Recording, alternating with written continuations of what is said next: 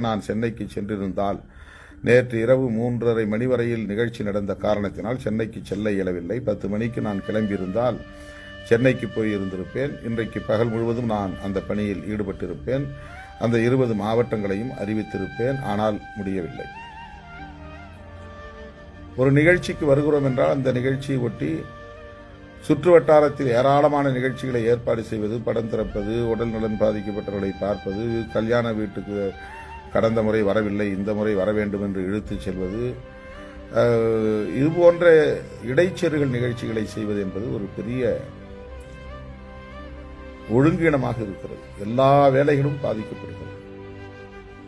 சென்னையிலிருந்து நான் அந்த தியாகனூர் வருவதற்கு எந்த இடையூறும் இல்லாமல் இருந்திருந்தால் 10 மணிக்கு கிளம்பிய நான் 2 மணி அல்லது 2:30 மணிக்கு போய் சேர்ந்திருக்க முடியும். சராசரி யாராவது பயணம் செய்தால் 4:30 மணி நேரத்தில் போய் சேர்ந்துவிட முடியும்.